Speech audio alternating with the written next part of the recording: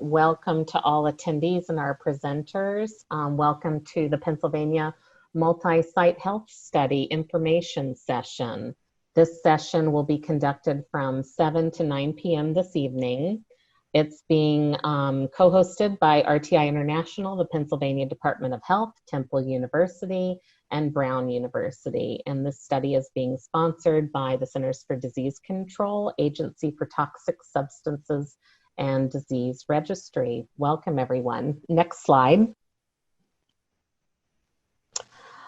We're thrilled that everyone has attended tonight and is interested in this important health study. I wanted to offer a welcome. My name is Suzanne Triplett. I am a study director at RTI International. I work closely with the study investigator team. I will be overseeing the recruitment and data collection effort for this piece. And I work at RTI International. We've received multiple questions from the community about who is RTI.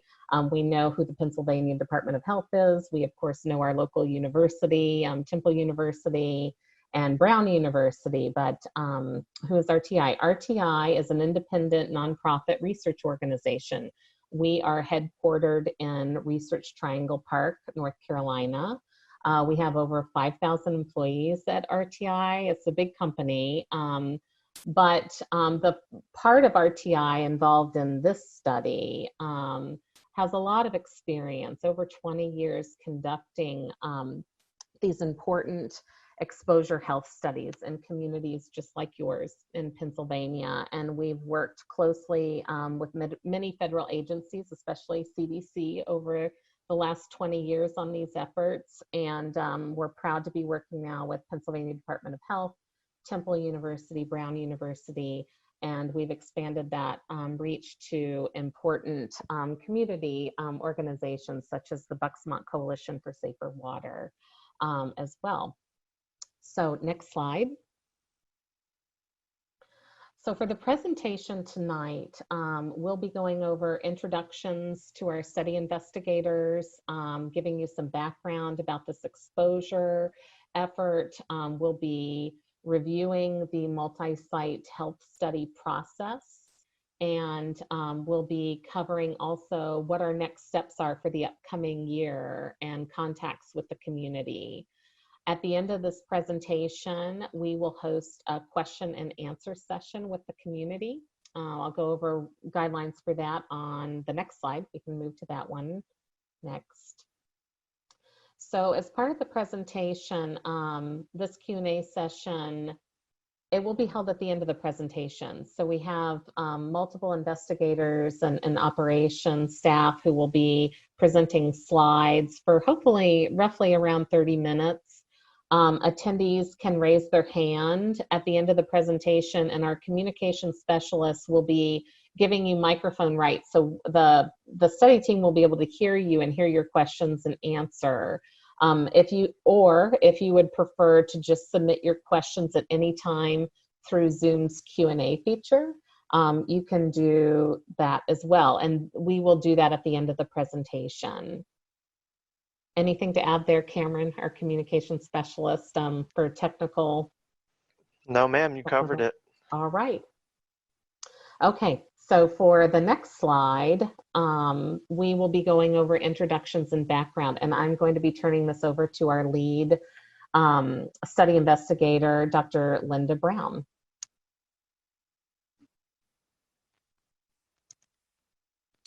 Can I have the next slide, please? Good evening, everyone. So I'm Linda Brown, and I'm the contact PI for the PA Multi-Site Health Study. I'm a senior research epidemiologist at RTI. My background includes experience in designing, conducting, and analyzing environmental and occupational health studies. Prior to coming to RTI, I was an epidemiologist at the National Cancer Institute's Division of Cancer Epidemiology and Genetics. For the PA multi-site study, my responsibilities include overall project direction, and this also includes monitoring of the core protocol activities and working with all of our study partners. I'm supported by a team of 4 investigators, Dr. Sharon Watkins, Dr. Risa Jones, Dr. David Savitz, and Dr. Robin Taylor Wilson. So first I want to introduce co-PI Dr. Watkins, who is from the Pennsylvania Department of Health.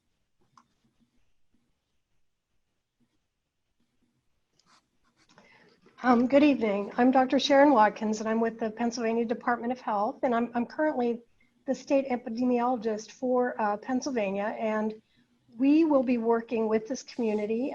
Pennsylvania Department of Health will be working on outreach and education and coordinating with the community partners and with our university partners and with RTI on many of the project activities that will be talked about tonight. Dr. Brown? All right, thanks, Sharon. So now I want to introduce the three co-investigators, and I want to start with Dr. Jones from Temple University. Good evening. My name is Risa Jones, as Linda mentioned, and I'm the chair of the Department of Epidemiology and Biostatistics at Temple University. And I also lead the Behavioral and Cancer Epidemiology Research Program in the College of Public Health at Temple. I have more than 20 years of experience conducting community-based cancer prevention and control studies. And for the multi-site study, I'll be helping with study design issues and working with the team on community engagement, analyses, and interpretation of the data. Linda? Thanks, Risa. So another member of the research team is Dr. Savitz from Brown University. Hi, I'm David Savitz. I'm an epidemiologist at Brown University. I've been working in environmental epidemiology in various forms for around 40 years now, including the last 10 or 15 or so. I've actually been involved with PFAS related work in Ohio and West Virginia and in other populations. All right, thanks, David.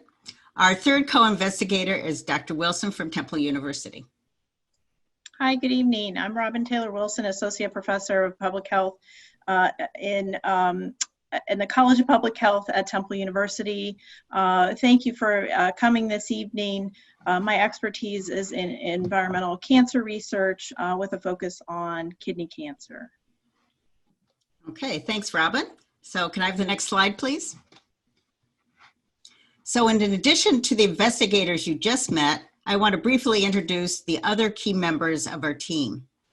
We are very excited to be working with Laura Werner from ATSDR Region 3 and with Hope Gross and Joanne Stanton from Bucksmont Coalition for Safer Water.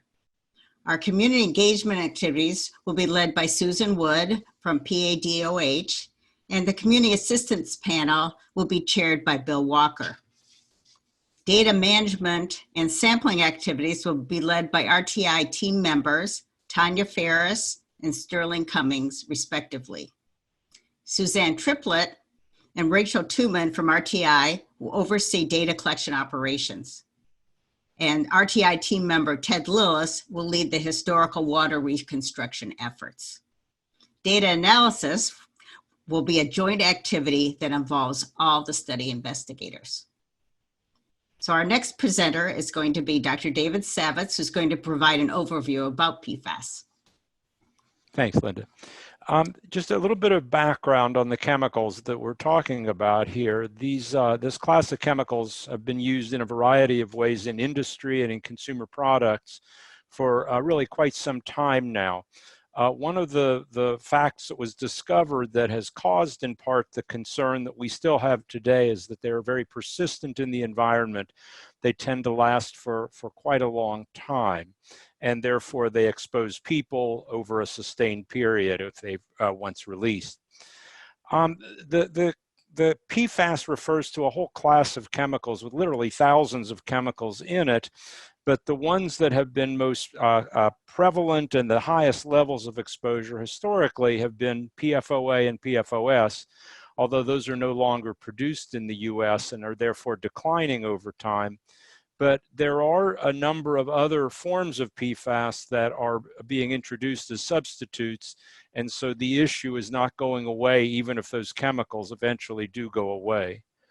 Next slide, please. So there is, of course, concern that there are studies that have shown potential for adverse health effects in humans, demonstrated adverse health effects in some cases.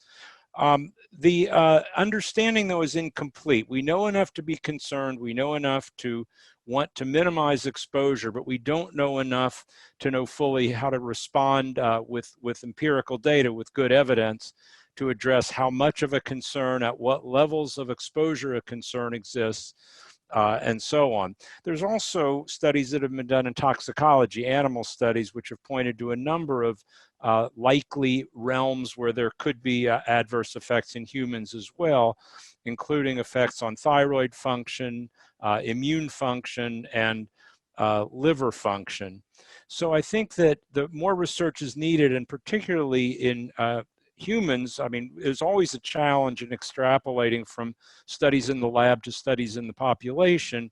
And here it's a particular challenge because we know that PFAS is handled differently, metabolized differently across different species. So there's no substitute for ultimately investigating human populations as we're now doing. Next speaker is Dr. Risa Jones.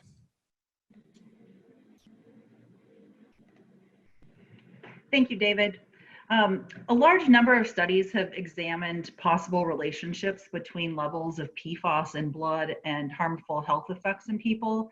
However, most of these studies have been cross-sectional snapshots in time without historical context, or they've involved different groups of people with varying sample sizes, as well as different exposures and PFAS subtypes or components. As a result, these studies provide findings on a variety of health outcomes with varying conclusions. That said, the clinical and epidemiologic research involving human subjects suggests that high levels of certain PFAS may lead to increased cholesterol levels, changes in liver enzymes, decreased vaccine response in children, increased risk of high blood pressure or preeclampsia in pregnant women, small decreases in infant birth weights, and increased risk of kidney and testicular cancers. At this time, scientists are still learning about the health effects of exposures to mixtures of different PFAS compounds. In addition to the studies with people, another way, as David had mentioned, to learn about potential health effects of PFAS is to conduct studies on lab animals. And humans and animals react differently to PFAS, and all effects observed in animals may not occur in humans. However, scientists are able to estimate how the exposure and effects in animal studies compared to that we would estimate for humans. Most animal studies have tested doses of PFAS that are higher than levels found in the environment, and these studies have found that PFAS can cause damage to the liver and immune system. PFAS has also caused birth defects, delayed development, and newborn deaths in lab animals. Additional research, such as that being conducted in the multi-site study with inclusion of historical exposure data, may change our understanding of the relationship between exposure to PFAS and human health effects. Also, while not part of the multi-site study, given the immune system and vaccine-related findings, COVID-19 related issues are now top of mind. The scientific community is grappling with this, and state and federal legislation is calling for research funding to specifically explore the association between PFAS and COVID-19. And with that, next slide, and I'll turn it over to Dr. Sharon Watkins.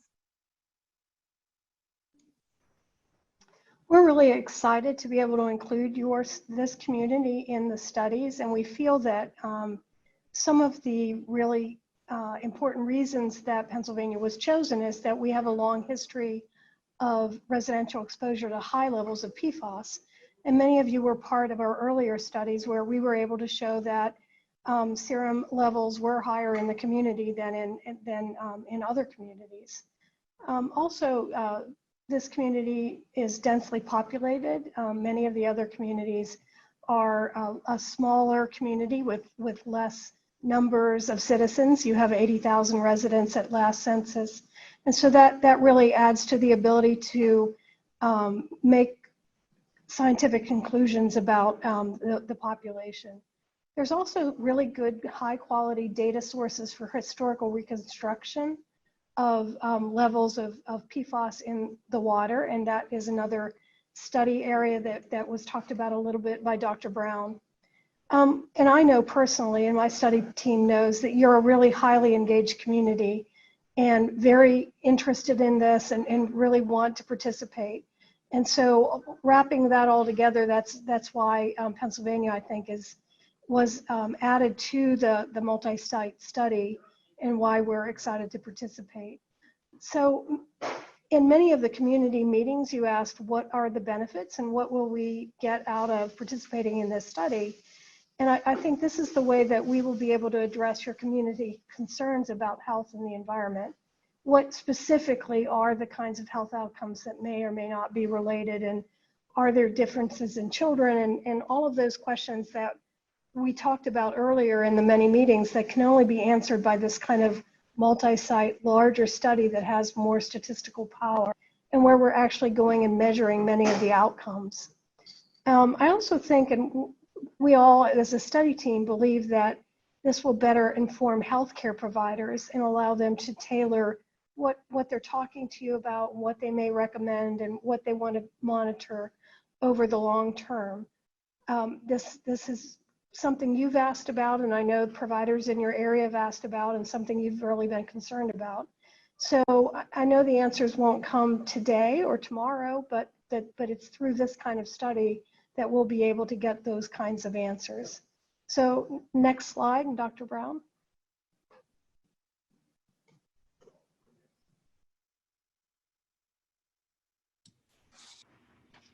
So Pennsylvania is one of 7 sites that is funded by CDC and ATSDR as part of the multi-site study. And as we've said, it's to provide information to communities about the health effects of PFAS exposure.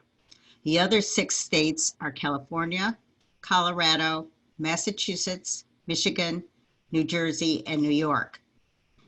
And the goal of the multi-site study is to learn about the relationship between PFAS exposure and health outcomes among populations in these different communities across the nation. So some of them are coming in with different levels of different PFAS. So it'll be interesting to be able to compare what's found in one community compared to another. And then data from the 7 multi-site states are going to be combined with this pilot state, which is New Hampshire. As many of you know, they've been doing the pilot up in Peace, New Hampshire. And this will be used to help people understand their risk for health effects from PFAS exposure. So we're very grateful to be a participant in this study. And I'm going to turn this over now to Suzanne Triplett, who's going to describe the PFAS study process that we plan to use in Pennsylvania. Great. Thank you, Linda. All right, next slide. All right, so the slide in front of you, it's a little busy, but this slide shows the various steps for the Pennsylvania multi-site health study process. All of the awarded sites that Linda just described are going to be following this process. The first step is community engagement, which is now starting for Pennsylvania. The Pennsylvania Department of Health and RTI will be hosting these community meetings and community assistance panel meetings this year, leading up to the launch of recruitment and data collection in the summer of 2021. And I'll go over the schedule in more detail shortly. So steps 1, 2, and 3, community engagement, recruitment, where we urge eligible people to call in and screen for eligibility and schedule an appointment, and data collection, where eligible people actually go to the site office and provide biospecimens, take the health interview, and so forth. That process, steps 1 through 3, that's going to take a while to complete. That process, it depends on how long recruitment will last, but we anticipate for Pennsylvania that the process will start in the summer and go through next fall. And once we start collecting data, those samples are going to be sent to a CDC lab, and that's when the team starts to conduct analysis, and then steps 5 through 7, which we'll go through in the next part of the presentation, that's where we have the data where we can start preparing individual results and hosting community events and disseminating ultimately the study results. So it's a summary of the process. Next slide. So for community engagement, many of these different types of exposure studies really rely heavily on community engagement, and community engagement will last, like I said, throughout the entire data collection process. We're really at the start of it right now. We'll be working very closely with community member organizations for the multi-site health study. We have a lot of planned outreach set up to go out to local businesses, schools, healthcare providers. We will share press releases with local media outlets when we're getting closer to that recruitment data collection phase. We'll be very active on social media after we get started, posting information relevant to different community groups and stakeholders. And the start of all of that was with this information session now. So we're really looking forward to hearing more from the community at the end of this presentation. Next slide. So the recruitment process, what will that entail? So each of the 7 awarded sites, we have an enrollment goal of recruiting, screening for eligibility, and enrolling 1,000 adults and 300 children into this study effort. That sounds relatively straightforward, doesn't it? It always does, and it always takes a little bit of time. We're anticipating that enrollment process will span roughly a 6-month period. And during recruitment, when you call the study 800 number, we will have trained interviewers who will be asking questions to determine eligibility. And we're going to be targeting our recruitment toward volunteers from the Horsham, Warminster, and Warrington Township areas. We have a note here on the slide that just says the exact geographical boundaries. Those are still under discussion right now related to eligibility, and we will announce those in the fall. So I don't want people to be turned off and thinking, oh, I'm not going to be eligible yet. We will heavily publicize that information when we have that final and available. We will also be targeting households in areas closest to the military bases who experience greater concentrations or longer exposures to PFAS.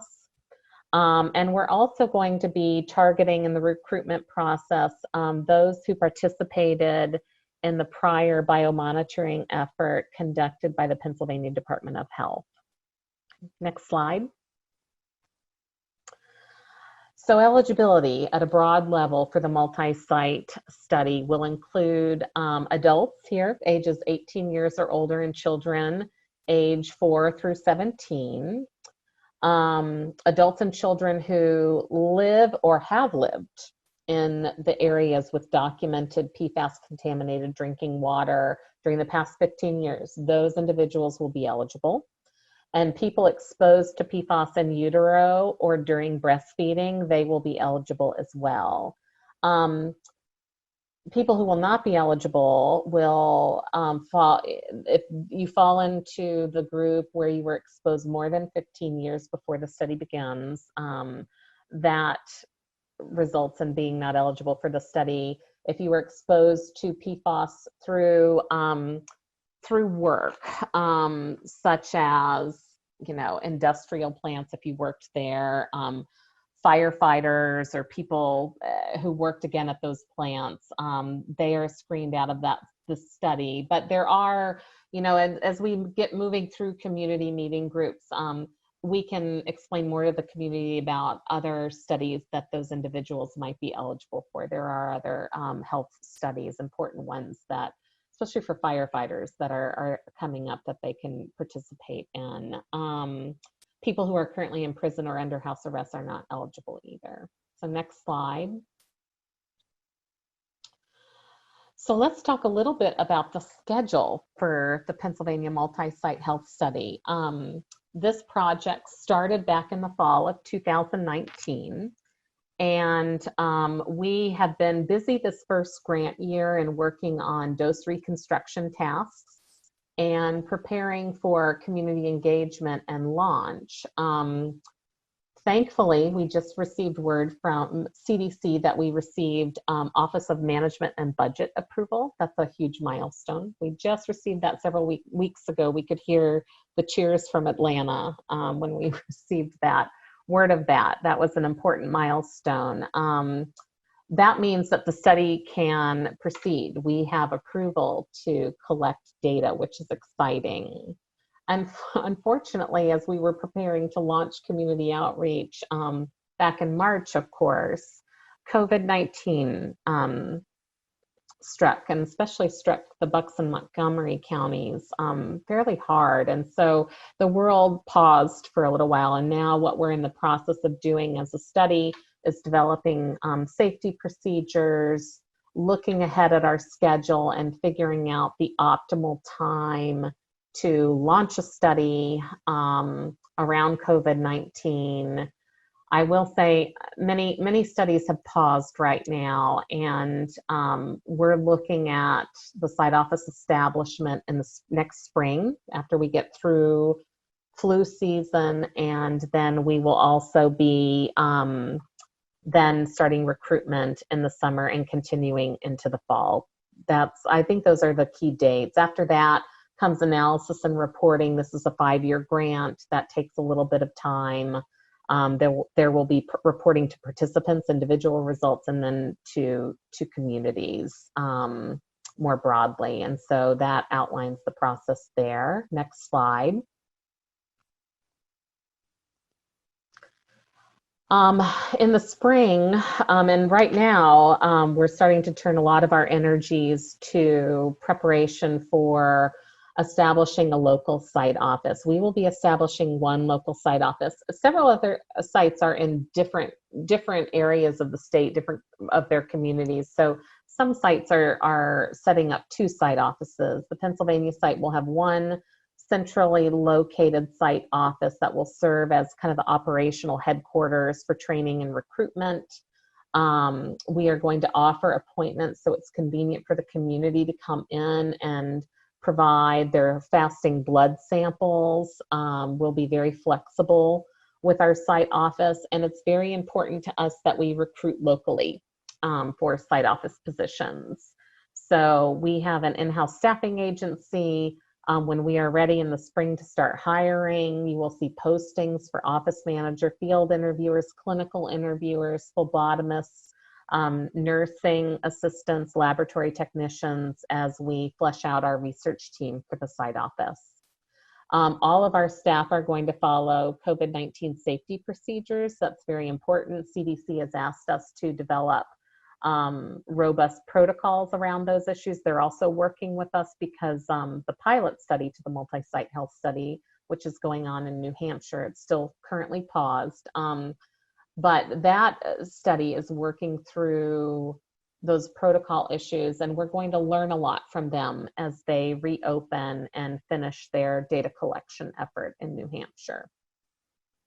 So now I think that's it. I want to turn the presentation over to Dr. Rachel Chuman. She works at RTI International with me. She is a research epidemiologist, and she has been neck deep in the details of all of these protocols. So Rachel, I will let you take it from here. Thanks, Suzanne. So I'm going to talk more about the details of what would happen before, during, and after you would come if you're enrolled and eligible for the study at your appointment. And so as Suzanne mentioned, when we begin recruitment and enrollment, we'll have a toll-free 1-800 study number that you can call to conduct that over-the-phone screening. And then if you're eligible, again on the phone, we'll get you scheduled to come to the research office for your appointment. And after you're scheduled, we'll be mailing you an appointment packet that's going to contain several pieces.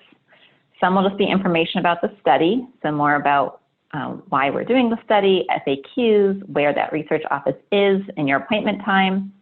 There'll be consent information, so you'll have the opportunity to review the full consent form prior to coming in for your appointment. There'll also be a urine collection kit because we'll be asking for you to provide a urine sample from the morning of your, appointment. And then there'll be reminders about key activities that we're going to ask you to meet before you come in for your appointment. So Suzanne mentioned we are looking to collect a fasting blood sample, which means you won't get to eat or drink for 8 hours before your appointment, which is part of why we'll have the site office open so early in the morning to accommodate hopefully easier appointments. We will still, of course, want participants to take any usual medication unless your doctor says otherwise. And then there'll be additional details about what to bring that very morning. So it'll include the urine sample that you're providing for the study. It may be easier to complete the questionnaire if you come in having thought a little bit more in detail about your medical and work history from 1993 to the present. And then we're also asking participants to bring any medication or vitamin and mineral supplements they're taking to provide him accurate information when we ask for this during data collection. And so when you arrive that morning for your appointment, the very first thing that we'll of course do is check you in and complete the informed consent process. Then once you're formally enrolled, we'll collect that urine sample. We will go through to a list of current medications or supplements that you're taking. Then we'll collect some basic health measurements for things like height, weight, and blood pressure. After that, we'll get the blood sample. And then you'll get a moment to have a snack and rest for a moment.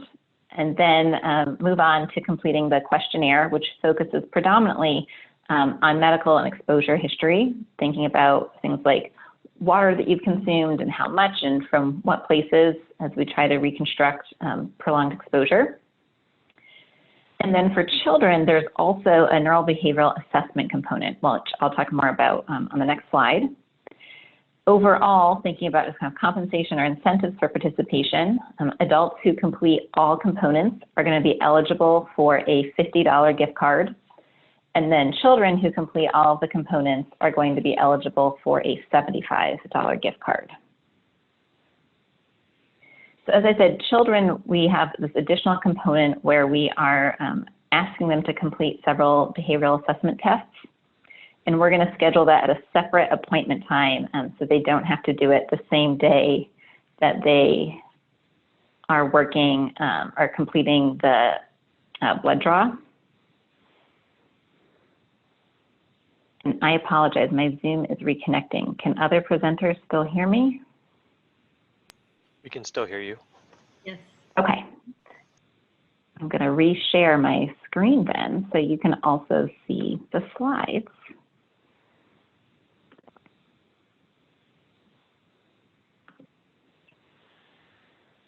That moment of terror for all presenters where they realize their screen has gone blank, but fortunately easily reconnected. So for the children, I'm going to restart this slide. So for the children, we have this final component looking for neurobehavioral assessments. There are several components. They include memory games, solving puzzles, sorting items, reacting to photographs. The exact activities they perform vary by age, and therefore how long it takes in total also is a little dependent on age, looking from 60 to 90 minutes, with older children having slightly more activities to complete. And so we'll be scheduling that as a separate appointment, distinct from the initial research office visit for the measurements and questionnaire.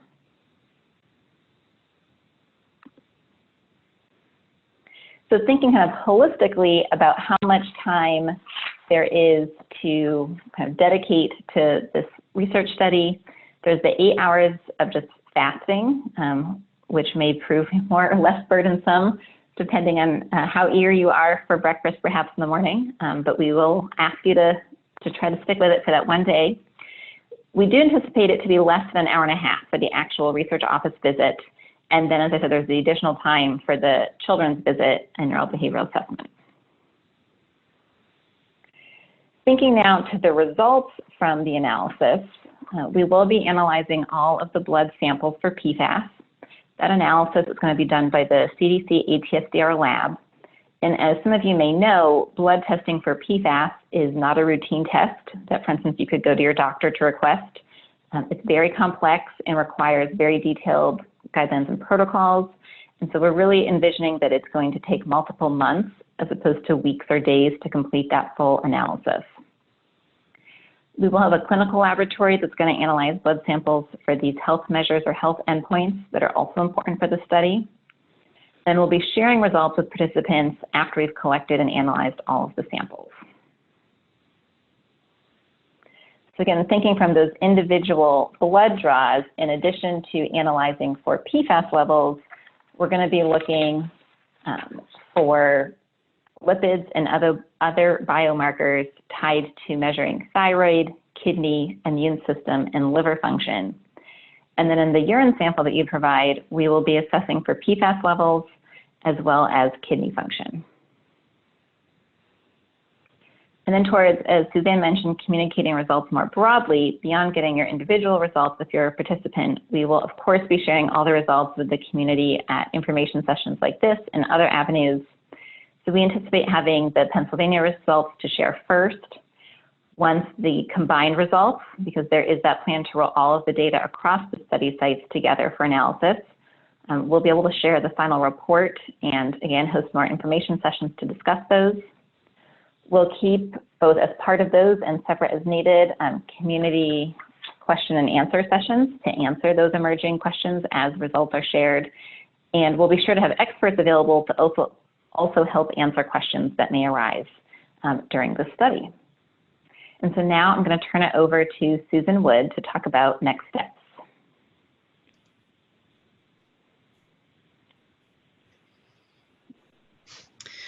All right, can you see me? And hopefully you can hear me. So Yes, ma'am. thank you. Okay, good. So I'm the project manager for Pennsylvania Department of Health on this study. Some of you are already familiar with me, or at least my name, probably from our previous work in the community. Next slide. No, wait, keep it right here. This is the Community Assistance Panel. So a big part of my work on this study will involve the community engagement and outreach. And one of the things we will be doing is creating what is called a Community Assistance Panel, or a CAP. So this is a group that represents you, the community, and the community's interests. The primary purposes of this group are to help with the information exchange and to also help with recruiting people for our study. We hope to have a lot of people enrolled in this project, and we want to be sure to reach as many people as possible. So members of the CAP are going to represent various sectors of our community. So as you can see there, we have the Bucksmont Coalition for Safer Water with Hope and Joanne as representatives from there. We have our legislators, your elected officials, Representative Stevens, Senator Collette, Congresswoman Dean, and Congressman Fitzpatrick.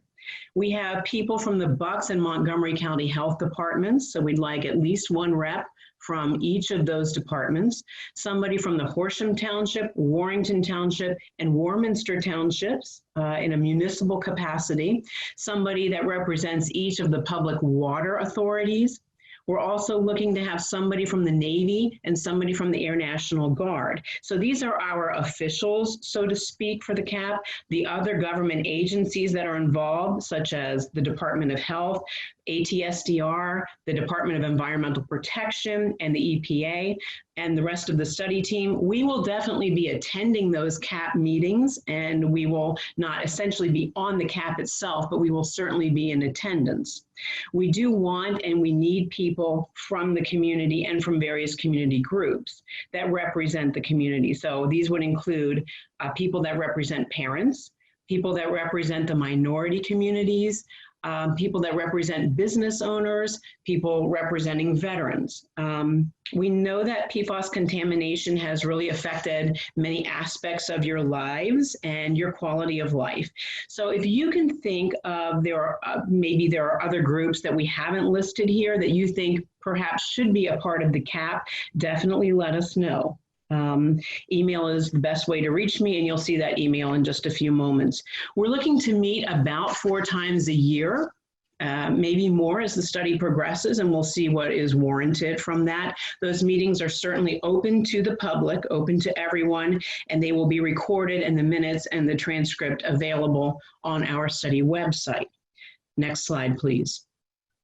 So as we look at a future meeting schedule, we're looking to meet very regularly with the community during the course of the study. We are having this meeting now in July, so then our next community health study meeting would probably be in October. And then you'll see in between, we would be updating you at the Department of Defense Restoration Advisory Board meetings. So at the RAB meetings, we will provide updates.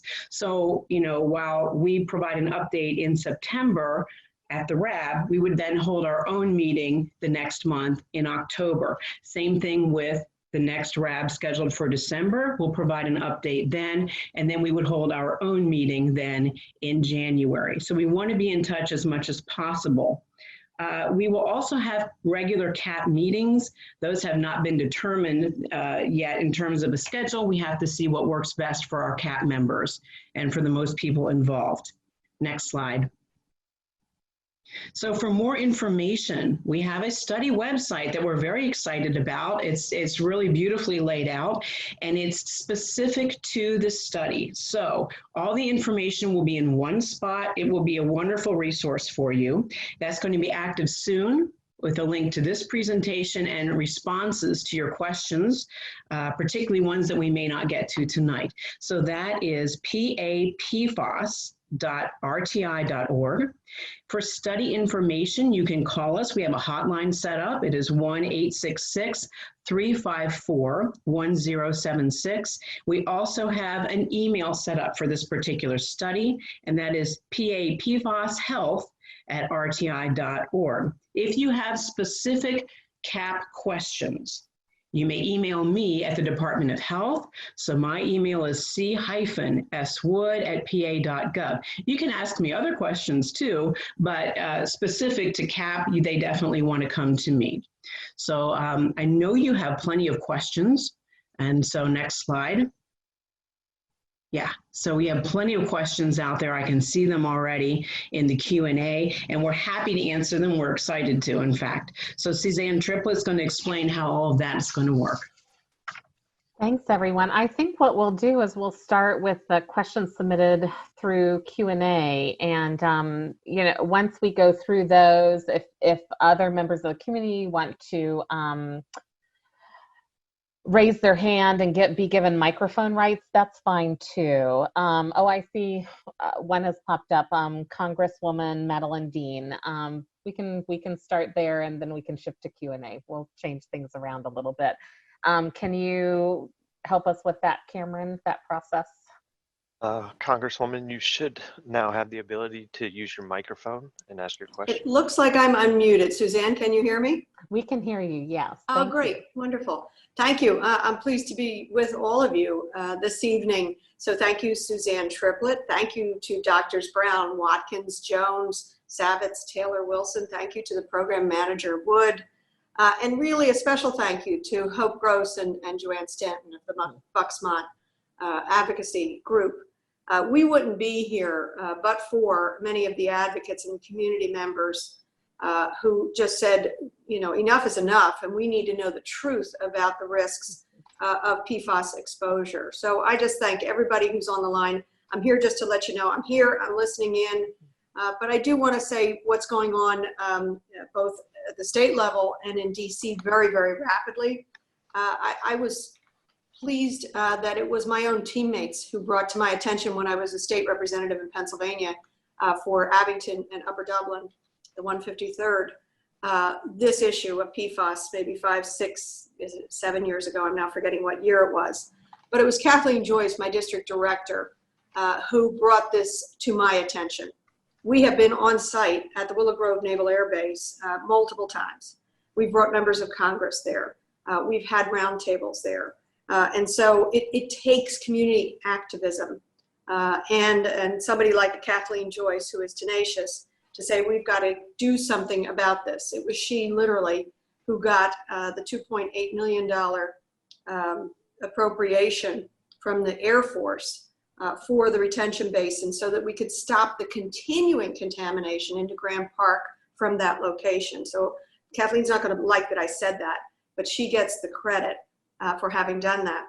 But then when we went to Congress, I was so pleased to have the opportunity to be one of the founding members of the PFAS task force to introduce HR 2600, which would call PFAS a toxin, the PFAS Toxin Control Act, that to list it as a toxic substance under TSCA and ban the manufacturer and ban it faster than others would like. That also we got national NDAA amendments. And one of the reasons, and I'm going to give Kathleen and Colleen, my LD, my legislative director, credit for getting those NDAA amendments for additional $5 million of CDC agency study, but also we supported the application of Pennsylvania to do the very study that you have so ably detailed.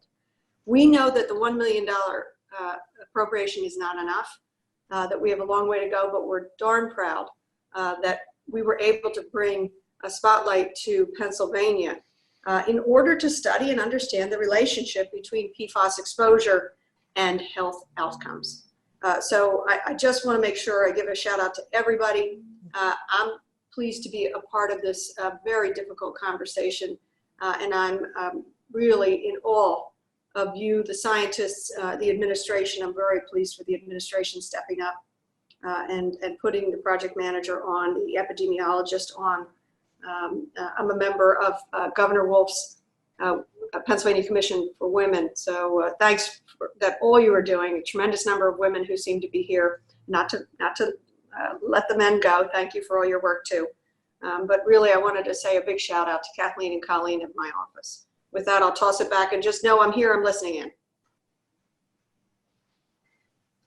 Great, thank you so much. We appreciate those words of encouragement. I see a few other participants have raised their hand. I think we'll go with that route first in terms of answering questions, and then I'll migrate over to Q&A. Cameron, can you take the lead on? Okay, Edgar, you now have the ability to speak. How you doing? I tried to ask a question earlier, and the Q&A pod wasn't working. But like I said, I worked at Willow Grove Naval Air Station for 26 years.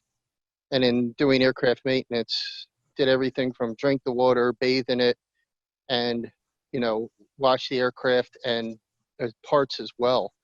I know that the study sometimes, it sounds like it won't cover us, but I'm a veteran too from the Air Force on this 26 years. So I don't know how that would affect me.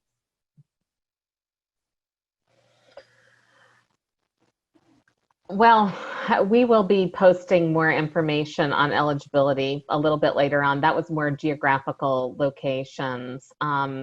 This does not include occupational exposure, this particular study, but Okay. If there are exposures in other ways, we will be interviewing individuals. I don't know. I know, Joanne, it looked like you wanted to say something here, so I didn't know. No. Yeah, this is more for the community. This is Okay. Yeah. Okay, well, I'm sure there's probably more information I can pick up, but I just got the notification earlier today about this meeting, so I just wanted to ask that one question. So I guess that answers it. Yeah, I think the issue is the government is sort of compartmentalized. So, like, for example, the National Institute of Occupational Safety and Health has their big emphasis on studying people occupationally exposed to different substances. So I think that since we're working with CDC and ATSDR, there's some boundaries that are sort of drawn when we're looking at some of these different exposures, even though they do overlap. So there will be other, and as Suzanne mentioned, I know they're interested in firefighter exposures, and I'm sure there'll be other studies that look at other types of occupational groups. So I'm sure you won't be, you know, there'll be a wider net cast at some point. Okay. Thank you very much for your time. Thank you, Linda. There were a few others that had raised their hands, and then we'll move to Q&A. That's actually all raised hands at the moment. Okay. Thank you. Then we will move to Q&A. I'm going to pull those up right now and start directing those to panelists. I'm going to start at the top. We received a question. I know that PFAS exposure may reduce vaccine effectiveness in children. Can anyone on the panel speak to our risks as they relate to getting a COVID vaccine when it's available? will it even work? I don't know, David, if you want to tackle that one, or Sharon. I'll be happy to say a few words about it. Again, as is noted and as was mentioned in the slides, there is some evidence that vaccine response is diminished in those with higher exposure, particularly children, for some types of vaccines and not others. And so it naturally raises the question of whether, in fact, it makes people more vulnerable to various types of infection, not just COVID, but others as well. It's probably worth emphasizing, though, that this is a very subtle effect. It's a small effect. It seems to be real in children, but it's not of a magnitude that would have a major impact on their ability to fight disease. And, you know, again, it's important, even if it's a small effect, everything that influences COVID is obviously important, but I think that it is not anywhere near the same relevance as the precautions that have been emphasized so strongly of isolating people who are sick, of wearing masks, all the stuff I'm sure you get tired of hearing about, but those are major known established public health measures. This is, for right now at least, something to be watchful of, and you know, but it's more in the realm of a future research question than an immediate public health concern, in my view. Thank you, David. We did get also another question. Has there been studies conducted on children and adolescents as a group? I'm assuming that's related to PFAS exposure. If you want me to take that as well, yeah, I'm happy to speak to that. Or Sharon, or yeah. Sorry, I've been involved with a number of those studies myself, and there have been quite a few studies, many of them focused more on exposures during gestation and the consequences of in utero exposure. As was mentioned, Risa mentioned the issue of, you know, low birth weight or potential effects on pregnancy. And there are concerns with a range of possible effects in children, looking at, I guess, primarily the neurological development. There's been a number of studies that at least have raised that as a possible area of concern, a little bit related to the development of obesity. But again, that's another one of those areas that is still very much a work in progress, and it's not, there are not a lot of firm, well-established findings at that point in children. But in general, it's always worth being concerned. Children tend to be more vulnerable to a lot of agents, and in fact, that may be, we may find out in time that's the case for PFAS as well. Thank you, David. We received another question. This might be a Laura question. I'm just moving down the list here. Is anyone planning on looking at how PFAS combines with other toxins we were exposed to in our drinking water from the two bases, like TCE, PCEs? Is that something, Laura, do you know ATSDR if they're planning to broaden their base of exposures? I'm not certain that they are at this point in time. Right. I think kind of like Dr. Brown explained a little earlier, this particular health study is very focused on PFAS exposures, but it's a really important reality for this community. You had historical exposures that were beyond PFAS, and we've done some limited reports looking at that, but this particular effort right now is focused on PFAS. Thank you. Thank you, Laura.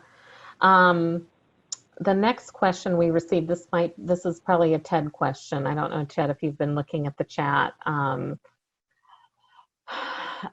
area, so you could look at these questions. I was wondering how you plan to build the historical model of my exposure. Are you working with the Navy Air Guard? Will you involve area resident or vets who worked on the base? Many area residents can speak to how often fire training happened and know about leaks on base or a major fire because we either worked on the base or lived right next to the base. I think many of us would have issues if you solely relied on what the government agencies tell you about how often or how much PFAS was used. Yeah, I think with input from the community or vets, we may be able to help provide critical information so your model is as accurate as possible. Thank you, Suzanne.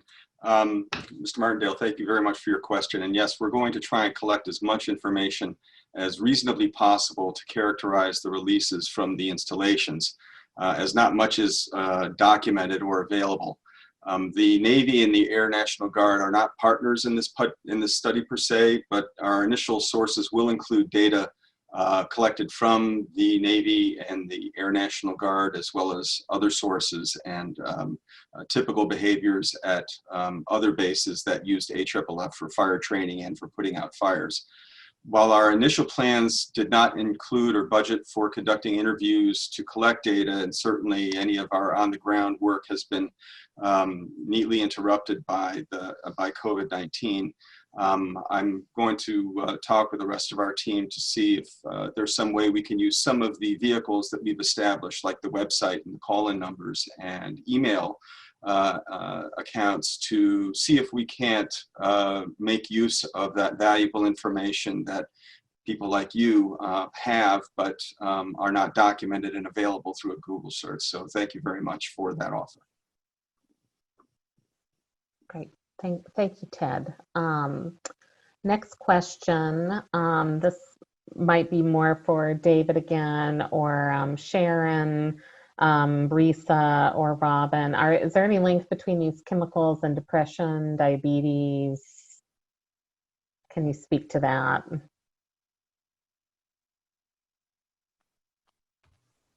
I'm waiting for one of my colleagues. I don't want to be the one to You don't want to dominate. That's fine.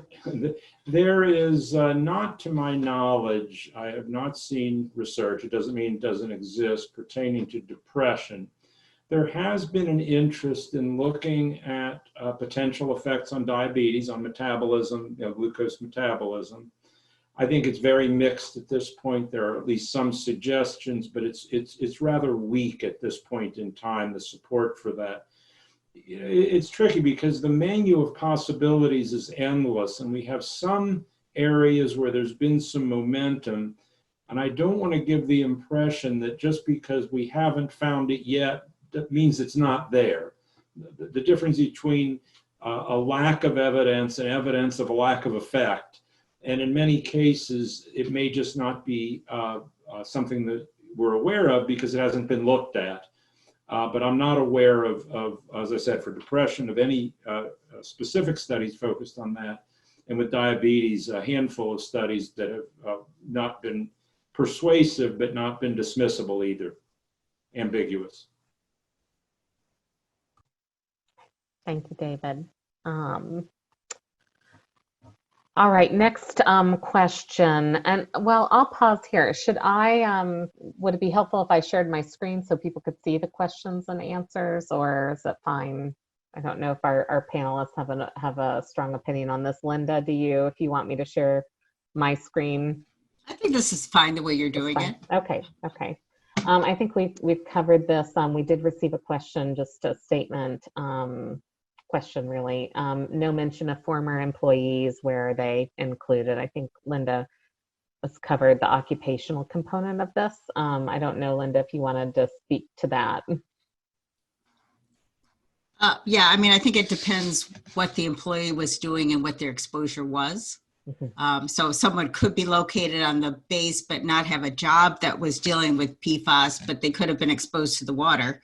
So they could theoretically be eligible. So there will be very distinct eligibility criteria that walk through the types of occupations that, and that would be exclusionary. So that'll be part of our screening process.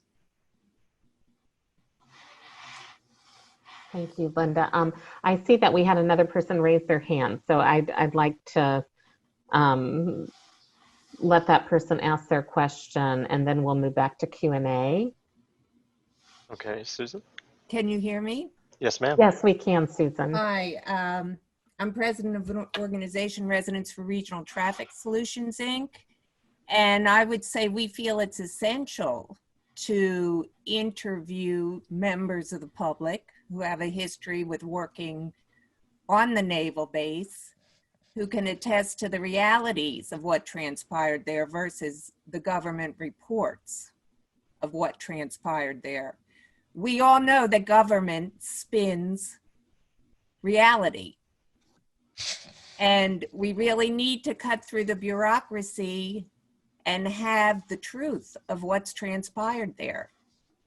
The people deserve it, and I'd like to know what we need to do to ensure that that happens.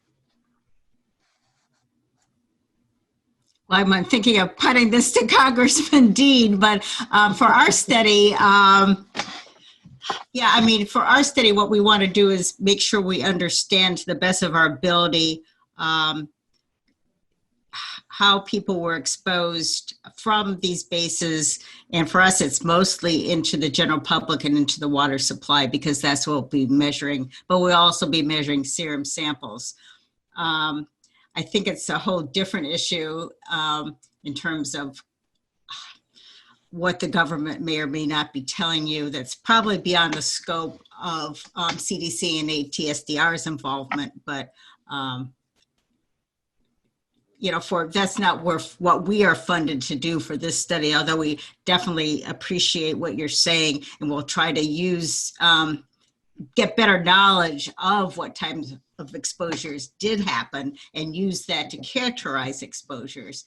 But I just, you know, I think it's a little bit of a tricky line for us in terms of, and maybe Sharon can talk about this a little more. You've probably thought about this as well. Thanks, Linda. No, I do think it's important to talk to the community and to employees and to understand what their concerns were and what they may remember or think about their time on the base or in the community. I think, though, for our reconstruction work, we need really detailed quantities and time periods to do the reconstruction. And so, unfortunately, we do have to rely on government records, which we're lucky to have strong records for this community. Sharon, this is David, if I could just, again, comment on both of those. Remember that besides the information that we're told that we collect, we are measuring serum levels, you know, the levels in the blood, which don't depend on what anybody told us. That's what we measure. And we're measuring levels in the water. It certainly is a part of what we're doing is needing to look to historical reports, if you will, but that it's a real positive feature, I think, of the study, that we will have this additional objective information. No matter what we're told, we're going to measure. The laboratories know how to do that work, and it will be measured with some accuracy, you know, for present day exposures. Thank you.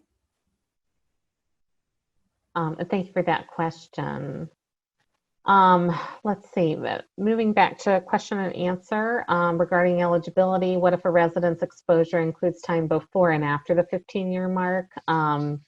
If it includes exposure after the 15-year mark, they would be eligible for the project. Yeah, I saw that question come across, and then I realized that it was probably confusing the way we had presented it. Right. So we will make sure that in future listings of eligibility criteria that we're clear that, so we had meant if someone was exposed more than 15 years ago and had no more recent exposure, then they would be excluded. And a lot of that probably has to do with, as David mentioned, we will be seeking PFAS levels in blood, and so there is a half-life and that type of thing. So the odds of being able to pick up serum levels from someone who was exposed only a long time ago would be less. Okay, thank you, Linda. And I think that answers also the next question about eligibility of why people who are exposed longer than 15 years before a study begins not eligible. So I think we've covered that, and we can certainly put our responses out on our site about that as well. Do people exposed at work which are not eligible to participate include former military base employees, veterans? If so, why? I think we've answered that in terms of the occupational exposure. I don't know, Linda, if you wanted to provide a response to that. Can you unmute, Linda? Yeah, what was the question again? I Sorry. think we've already answered this. Do people exposed at work which are not eligible to participate include the former military base employees and vets? And if so, why? Oh, yeah. So it would have been, yeah. Well, if they were in a job that's going to make them ineligible, right. So as we said, that'll really depend on what the specific eligibility criteria. I don't know. I mean, I don't think we'd be necessarily excluding everybody on a military base. I mean, if you were a secretary on a military base, for example, and your job was not being exposure to PFAS, but maybe you drank the water, you would probably be eligible for the study.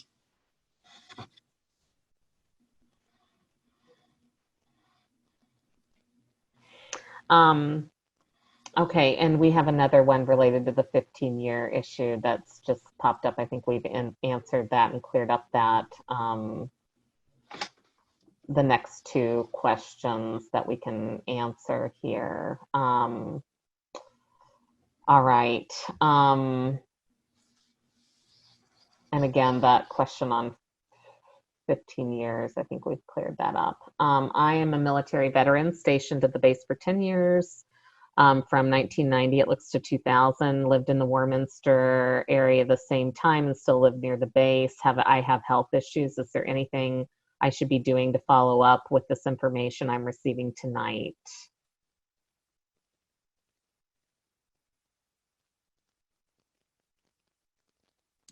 All right, David, what do you think? And Sharon. Let me look to Sharon for that one. I don't mean to keep punting it, but I don't think I can really speak to that one so well.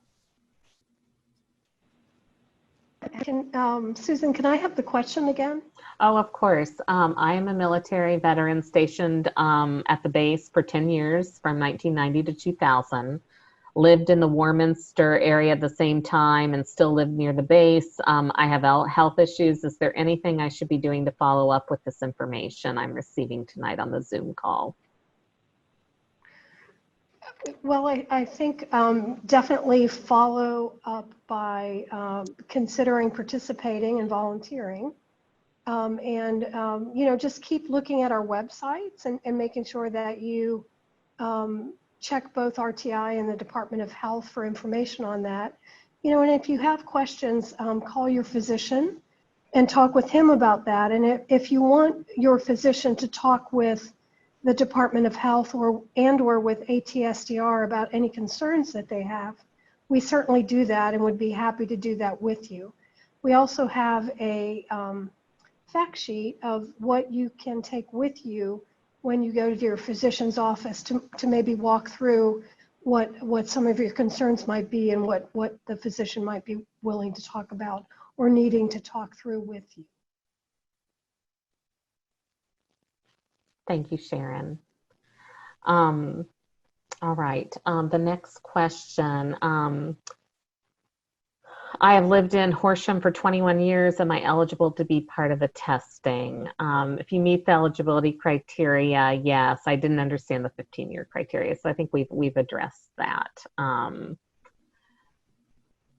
All right, this is from Representative Ben Sanchez. Thank you. This question is, will or can we expand testing candidates to include residents from Abington and Upper Dublin Township? Our drinking water contains PFAS and we believe the source is WG base. So this is something that I think I mentioned in the presentation. We're still looking at the geographical areas that we can include in the study and would make a formal announcement in the fall. I don't know if Sharon or Linda, you wanted to expand further on that response.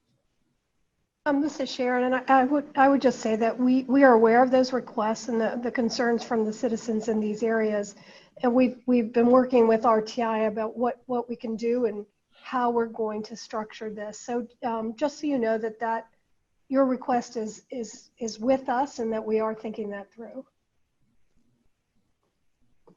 Linda, do you have anything you want to add to that? No, I think I won't be very helpful since I really don't know. I live in Maryland, so I don't know this area as well as Sharon does. I have been up in your area and it's beautiful up there, but you know, without a map in front of me, I you know, can't draw the boundaries, but I think we're going to try to be as inclusive as we can. I think our one is, you know, Ted is going to be, you know, our expert in helping us draw the boundaries that make sense based on where the public water supply goes, as well as some of the wells. So, you know, that's going to be what we're going to base most of this on. And, you know, we'll also be having some meetings, so we'll be happy to share, you know, how we're drawing these conclusions, and we'll start to draw more boundaries about that in the fall, I think, so we can share more. Okay, thank you, Sharon and Sue. Linda, so our next question is, you all mentioned many possible effects of PFAS. Which of those will this study look at? Is that something that one of our panelists want to take? David or Linda, Sharon? I can start it in very general terms, and others may want to fill in the details because it really is quite extensive. It's basically designed to look at everything that can be looked at that is of concern, with certain constraints on the numbers and the time periods and so on. So we'll be looking at a number of measures using blood chemistry, of looking at cholesterol, thyroid hormones, various other biological indicators of health and disease. There will be interviews to obtain information on self-reported diseases. Rather than trying to list them, which others I'm sure would be able to do, or at least could refer them to the resources, I think in general, it's looking at an array of relatively common health problems.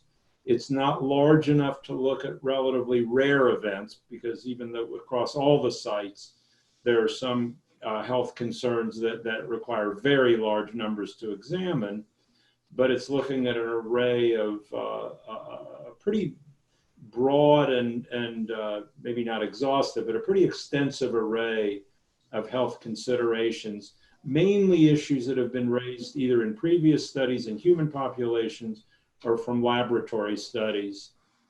I don't know if you want to be able to, maybe you can refer them to their, on our website or the ATSDR website. I suspect there would be a much more explicit list with a menu of the health endpoints that it's going to be able to look at. Thank you, David. Sharon, were you going to say something? Well, I think the presentation had a slide that listed the majority of the health outcomes that we would be looking at. But I want to just go back to something David mentioned, which is that we won't be able to really look at some of the more uncommon or rarer outcomes.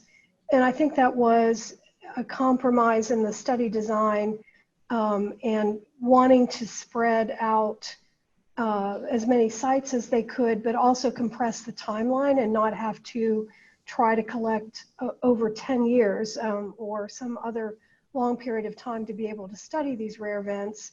And in compromising that allowed results to come back to the communities sooner.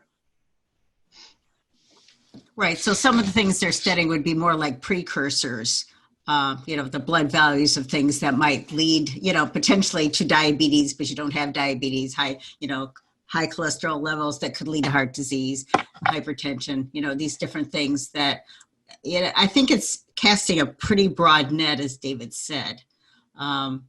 So, you know, and we will have more information. I mean, we do have the questionnaire that has now been approved, as Suzanne said, by OMB. So we'll be able to share. Some of you will be answering those questions, and it'll be good for, you know, to know in advance what they are actually, so you can think about them. So we'll be able to share some of that information that we're going to be obtaining from those questionnaires. And also we'll be able to share what they'll be analyzing the blood. So I think all that at some point we'll be able to share and have available on our website. And again, if I could just say, I think that's a nice way to present it, is that, for example, they're going to look at liver enzymes or enzymes that are markers of liver function. It won't necessarily be able to look at serious liver disease, but it will be an indicator. And I think what I'm hopeful would happen is when this study is completed, that we would have a much clearer idea of where we need to launch much more targeted studies. This study is more about breadth than depth.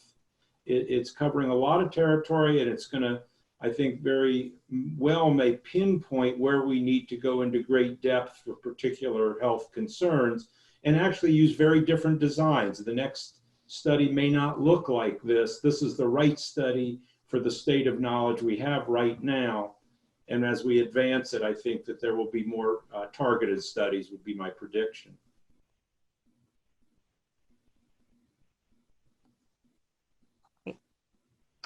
Thank you all. Next question, will you be interviewing the whole family? Yes, we will be interviewing multiple members within one household. That's something that's a relatively straightforward one.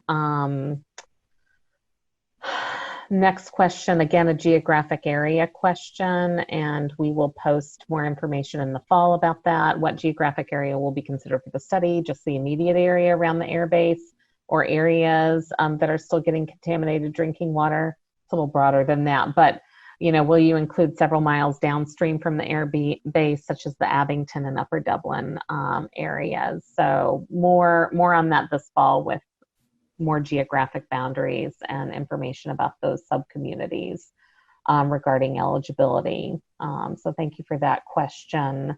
Moving down, again, another question related to confusion around the 15-year comment, and I apologize if that caused any anxiety. So individuals, again, who are not eligible were exposed more than 15 years ago. But if you've lived in that area for the past 15 years, yes, you will be included in this study. So I hope we've cleared that up. We'll make that really explicit on our website as well. Thank you. Next question, I live in Horsham, but do not get my water supply from the township authority. Myself and about 100 others get our water from private company Aqua. Because of this, Horsham does not include me or any of the persons mentioned in any updates, meetings, or any other information regarding the study. How can I be included in the study and kept up to date with it?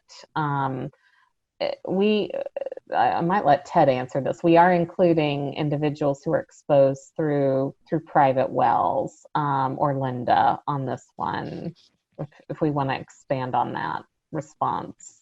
I can talk a little bit to that. If the first question I would have in response to your question would be if this water source is a replacement for your normal municipal supply or private well prior to the discovery of PFOA and PFAS and PFAS in general in the water system. So if you were drinking water that from the municipal supply, other than this private supplier, and you're within the time frame, then yes, you certainly would be eligible. We're looking at the exposures up to the point in time that PFAS was exposed. PFAS was discovered in the municipal water supply and subsequently in private wells. So, but not necessarily after that point in time, since the presumably you wouldn't be exposed to PFAS anymore. So if you fall into that category that your water supply was coming from somewhere else other than this private supplier, then yes, you would be eligible. Thank you, Ted. Susan, was part of that question how they could stay up to date or learn information about the study? Yeah, I think so. At least that's the way I read it. So if you are interested, we did show on one of the slides how you can stay up to date on it. We will be having our website up very shortly, hopefully, and that will certainly keep you up to date on everything. If we have your email address, I can certainly add you to our email listing, for notifications and so on. So there are definitely ways to stay in touch or to stay up to date on it. And Want to Just add say that? something? Oh, sorry. Yes, I was going to say Bucksmont. Now, so I think the confusion is that Horsham has two different water suppliers. There's Horsham Water, and then there's the second supplier. So I think that's the confusion. It's not public water. It's just it's Aqua is another public water supplier to Horsham. So, and their water was polluted. So I think again, the Horsham, I believe, Water Authority and Horsham Township will be publicizing all this information on their site too. So it's not there. I checked actually a couple days ago, but it will be there. Bill Walker has informed me that he is going to be having some information put up both on the Water Authority and the Horsham Township. So keep an eye out. Right, and we're including multiple water supplies, right? So are we including both of those, Hope, as far as you know? And Dave and Ted? We are including the municipal water supplies in at this point in the 3 townships that we have information on in Horsham, Warminster, and Warrington. And North Wales Water Authority, I believe, is included as well. Those will have to be information I'll have to follow up on to collect and make sure it's included in the study.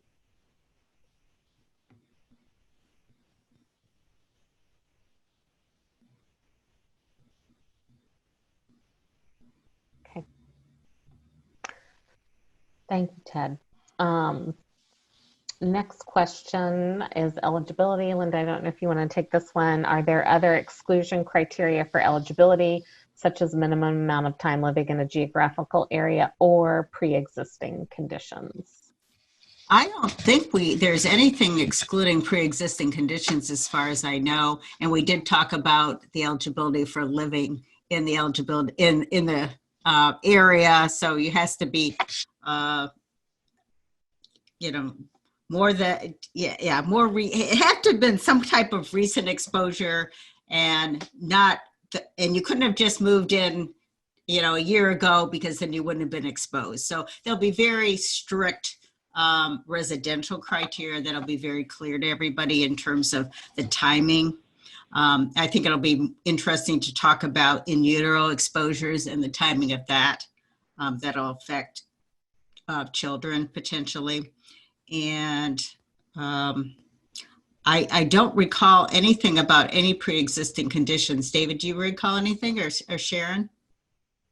I don't think there would be anything that would require a screening. I mean, obviously, if someone is too ill to participate, they're going to screen themselves out. But I don't recall any question about on the health end that would eliminate them. Or neurologically, would you want to do that? Yeah, there's nothing in the screener, right, Rachel? Nope, nothing in the screener.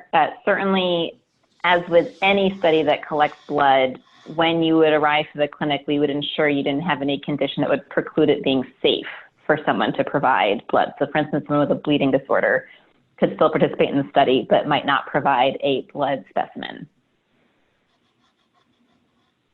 But nothing in the eligibility script when you would call to enroll that would screen you out.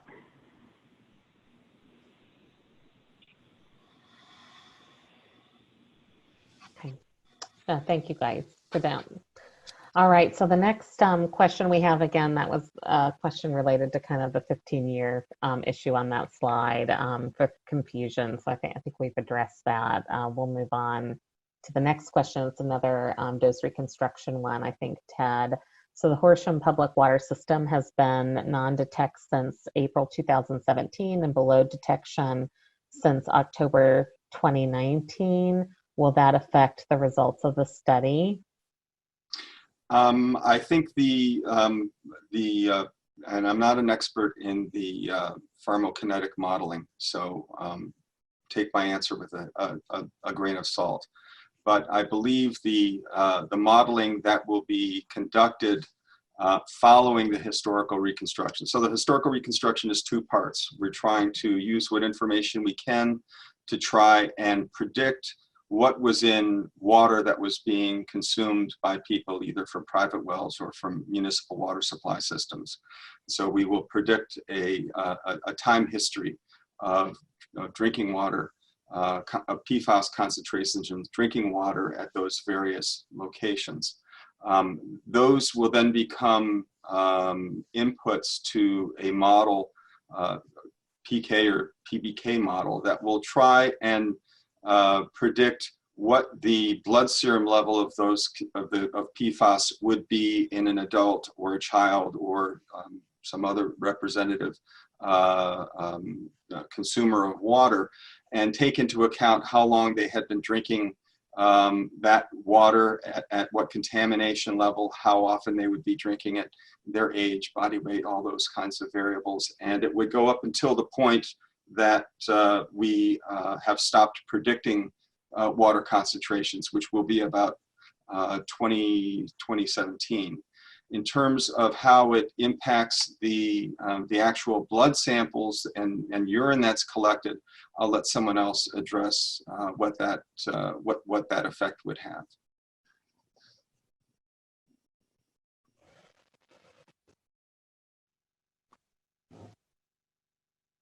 No, thank you, Ted. Any follow-up on that, Linda, or others on our panel? David, do you have you worked with that, the effect on the blood in terms of the timing and also the urine? I mean, we know what's the we know the half-life in blood, and what about the half-life, and what would we expect to see in urine? I'm not, the main focus has been on the use of serum, of use of blood as the effective marker. And as you noted, the half-life, which is basically a way of measuring how long it takes to clear it out of the body once you stop being exposed, is on the order, it varies across the different chemicals, but on the order of several years.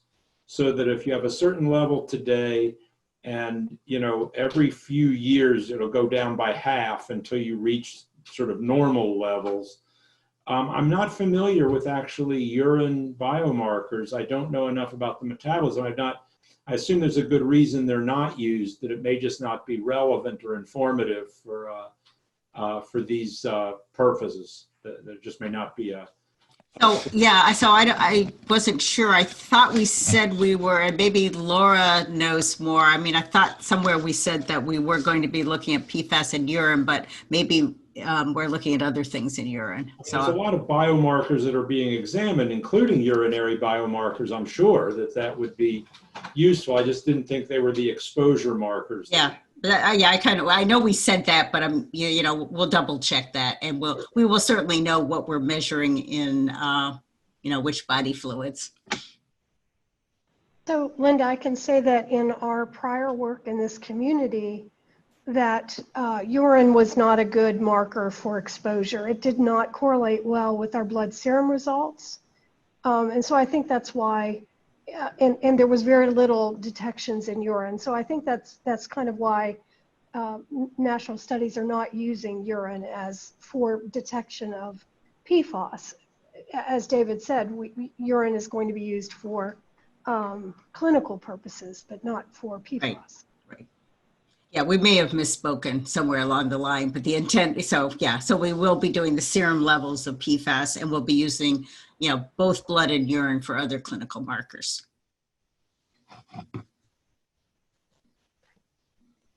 All right, thank you.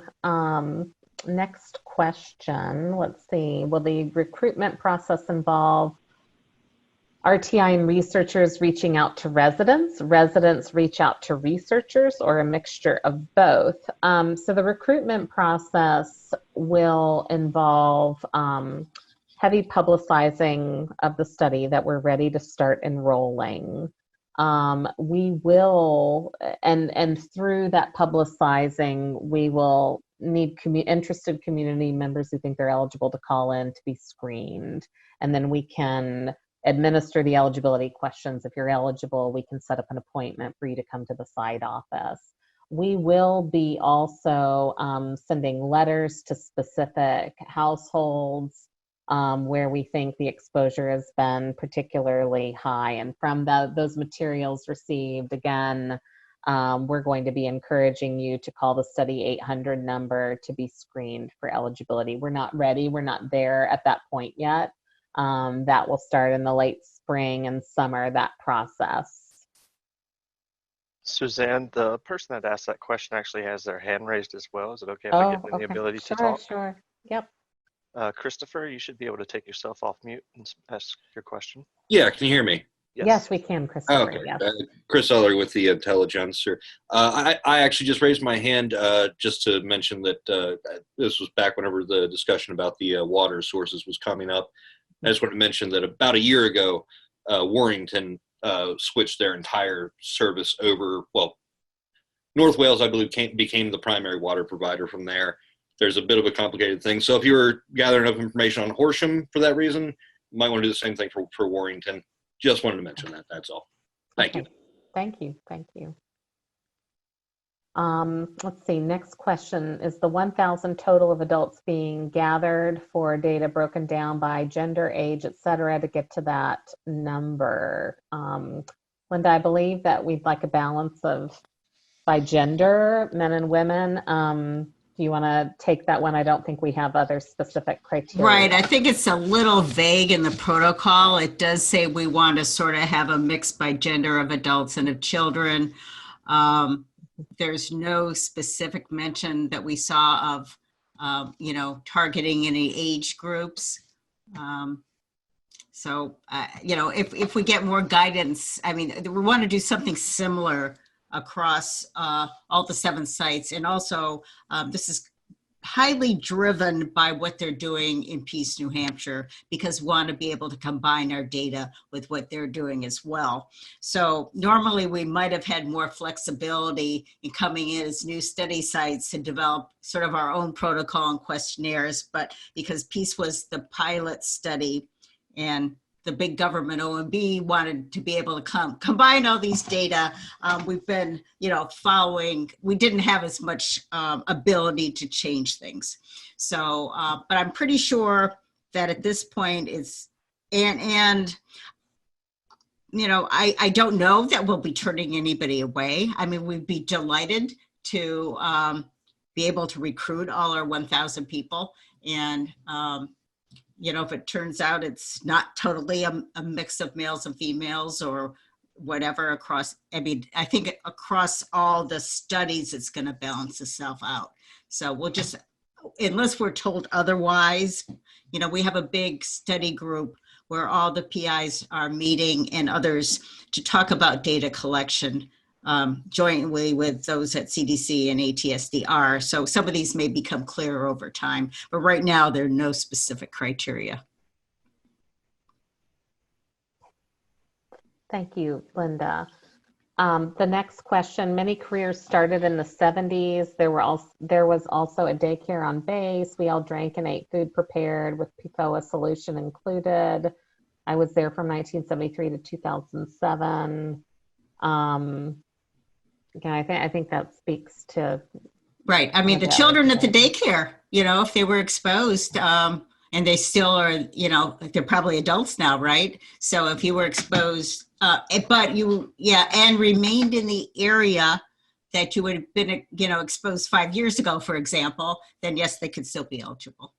I doubt they were working as firefighters with their children, so. Next question, thank you for that one. Is there any update of Temple University getting funding to study cancer related to PFAS? If I'm correct, this study will not look at cancer. Risa and Robin at Temple, do you want to field that response? Sure. While cancer isn't a focus of the multi-site study, we know that the community is very interested in the possible association of PFAS and cancer. And so the study team, and particularly Dr. Wilson and I, are very committed to advancing this area of research. And so we're going to be pursuing various funding opportunities to expand that research, exploring the association. Thank you, Risa. if we are lucky and get a lot of participation, will you test more than 1,000 adults and 300 children, or are those numbers a hard stop? Linda, do you want to? I mean, I think that's a very interesting question. And I would say, so we were told that each site would do that. If we're very successful in Pennsylvania and some of the other sites are not so successful, then if I were the government, I would let us enroll more. But the other kicker is they would have to kick in some more money because it is expensive to do these field studies. So, you know, stay tuned. We definitely want everybody to participate. If we had to turn people away, and there may be other things besides, you know, we didn't talk about this, but there's other things that may be less, you know, the laboratory work is very expensive, but there may be some way that we could share questionnaires or something like that. And you could, you know, maybe we could do it as our own sort of project. I don't know, because that type of collection is cheaper, you know, so we could get some health information from people, but we may not be able to do all the clinical tests. So, you know, there's other ways to sort of do research, and all of us are scientists and interested in that as well. So, but we'd love to have the problem of having too many people enroll. Thank you. Next question. Do home reverse osmosis systems remove PFOA to a safe level? Might need Hope and Joanne to answer that one, or other members on our panel. Good, take a stab at it. This is Joanne Stanton. We have some information on our Bucksmont Coalition website specifically about that. Yes, reverse osmosis is one of the systems that can remove PFAS from your drinking water to a safe level. I think that is a relative question. I think it has to do with how high your water is. It's relative. I mean, if you have crazy high amounts, I'm not sure what level it will reduce it to. But from a home purchase, absolutely, reverse osmosis is effective to reduce PFAS. I can add a little bit to that. If you're going to purchase one, you'll want to make sure that it meets a particular National Science Foundation or an ANSI standard. I believe it's 58, and for an RO system. And it won't remove all of it, but it will get it down, as Joanne said, to a safe level, I think 70 ppt. So if you consider that safe.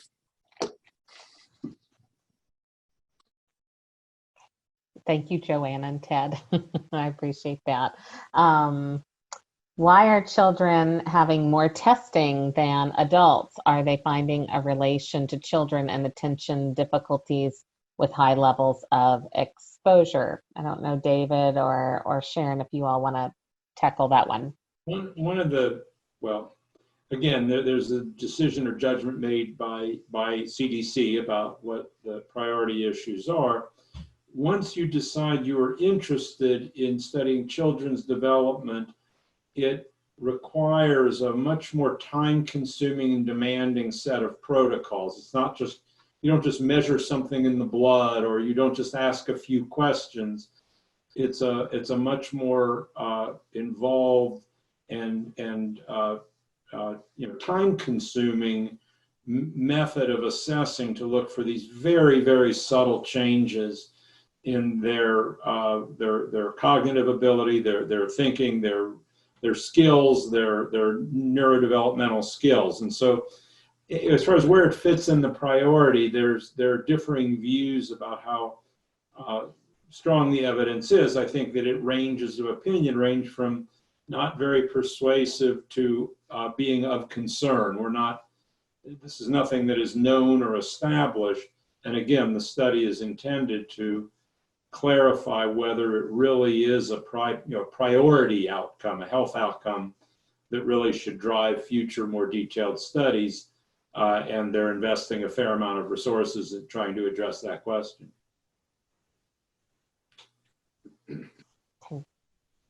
Thank you, David. Next question, what subgroups of participants are you looking for more help to reach to ensure our PA cohort reaches its recruitment goals? And how can community members help connect our neighbors to this study?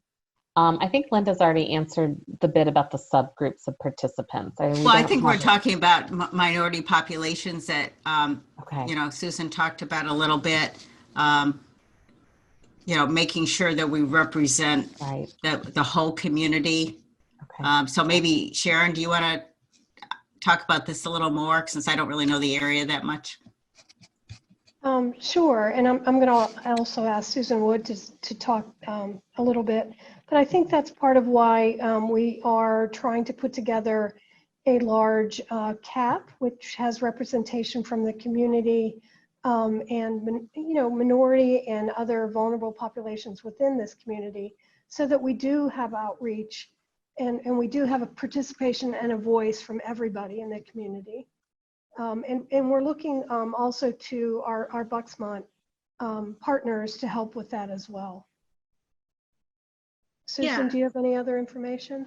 Sure. Well, so like you were saying, it's important that we represent as much of the community as we possibly can. So everybody we want to represent. So in terms of how to help get that word out, in terms of recruitment, I mean, we're looking to involve religious organizations, probably retirement communities, community centers, where you have large gatherings of people or large populations. So any way that we can get the word out is very helpful. Volunteer to be on the CAP if you really want to help with that sort of thing. And just encouraging people to be involved in this and to come and get tested. So any way that you can think of to reach people, you know, we're definitely open to hearing that and to taking that into consideration. Does that answer your question, hopefully? Well, I also want to add that we're committed to making sure that if we have Spanish-speaking individuals who want to participate, we will make sure that we get the questionnaire translated and that we get language translation or someone who speaks Spanish to work with that individual so that they can participate fully and comfortably.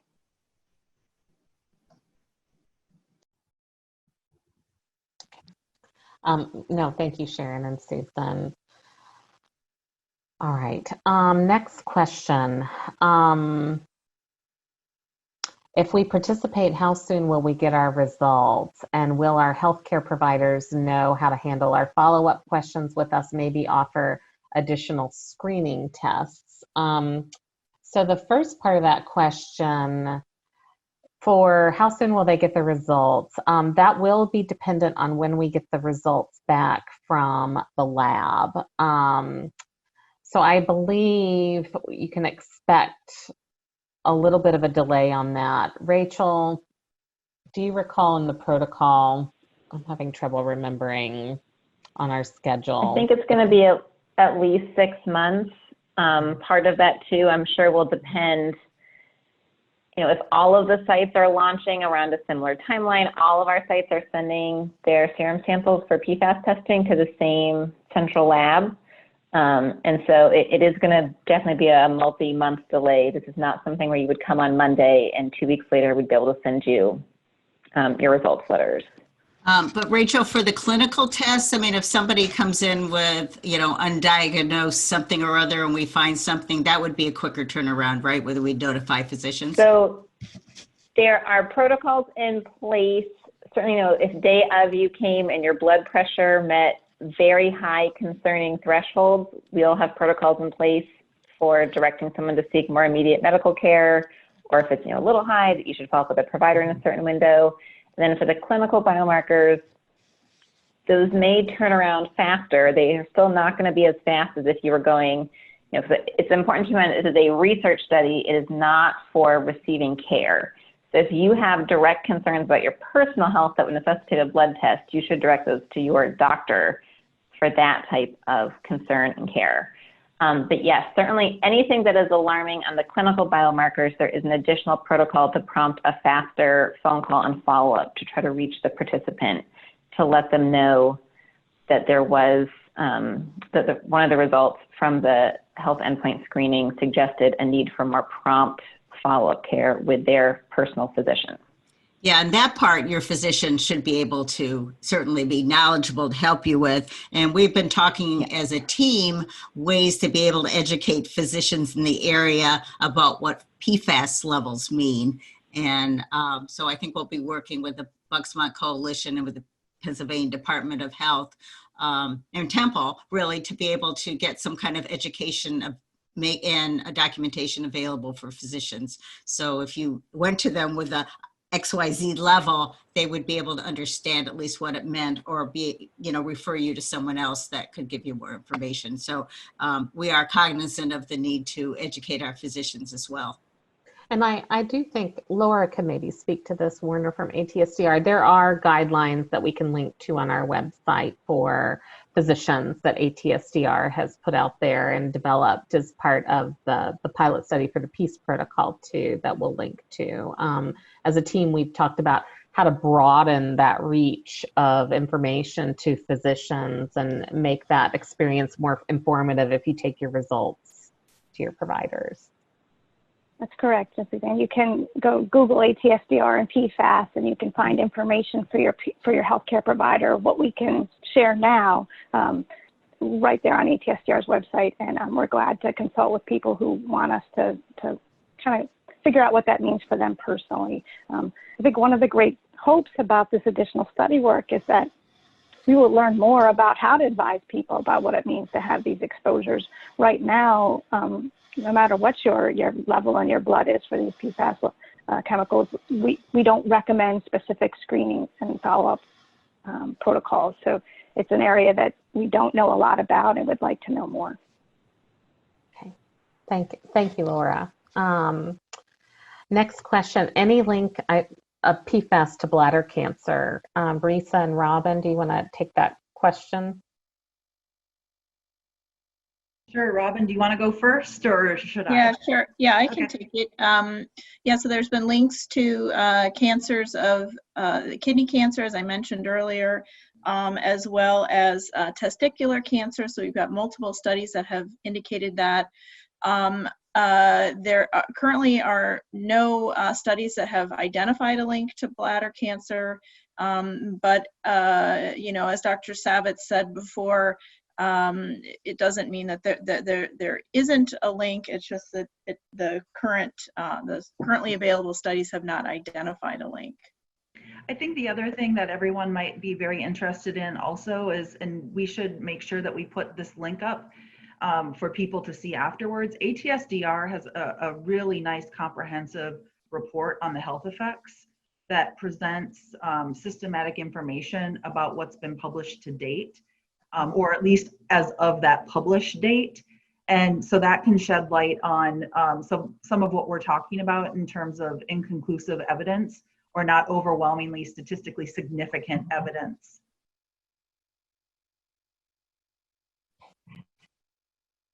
Thank you, Risa and Robin. Next question. There has been recent talk and a letter from a group of U.S. senators regarding potential link between PFAS levels and COVID severity. Can you speak to that and whether it's being looked at or can be looked at during this study?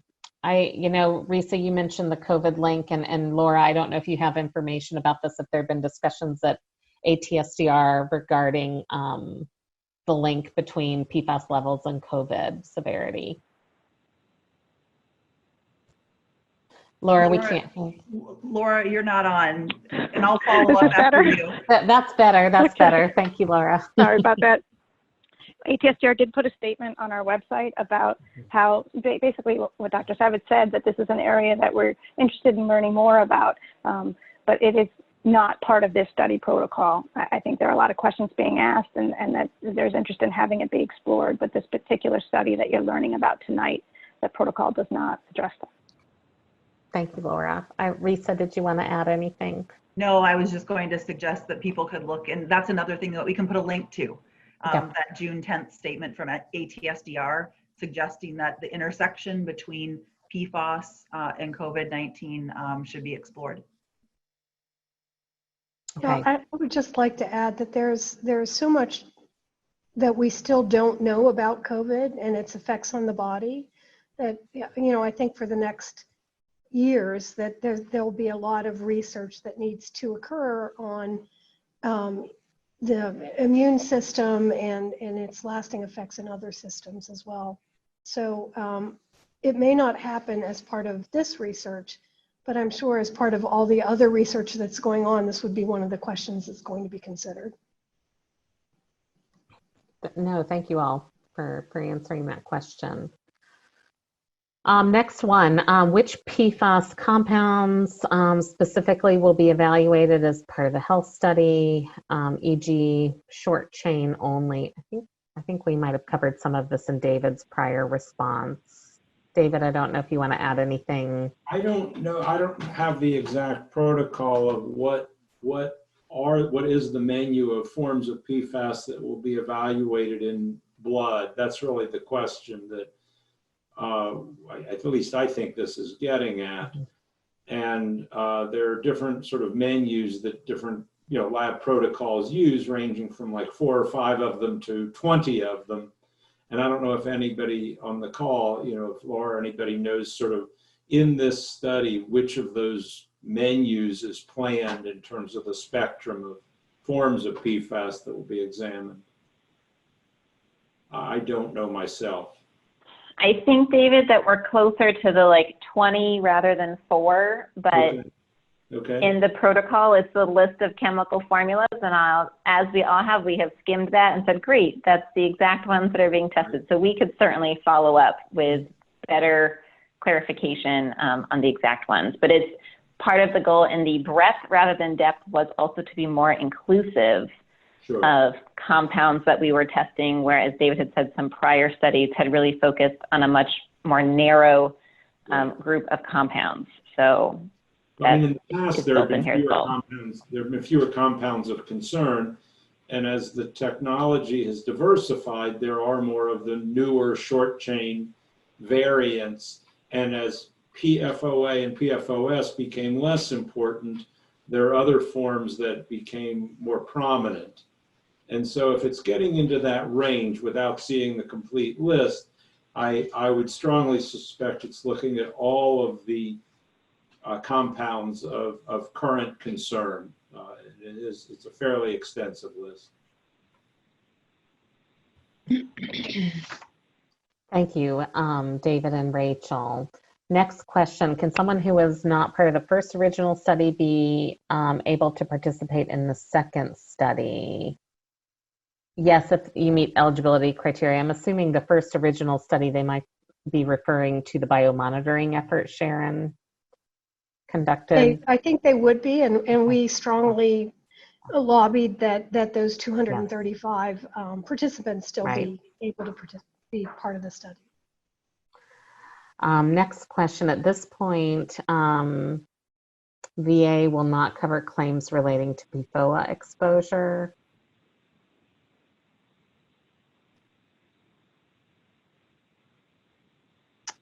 So it's a comment from Suzanne. We might have a hand raised. Oh, I'm so sorry. I haven't looked down there in a while. We need to grant rights, Cameron, to someone who has a question before we conclude in a little bit. Okay, John, I have you off mute if you'd like to ask your question. You'll need to unmute on your end, though.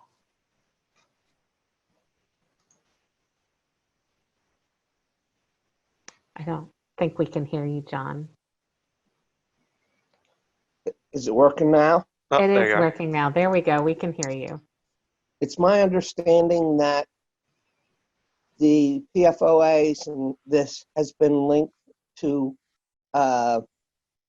reproduction in women or something within that area. Is that correct?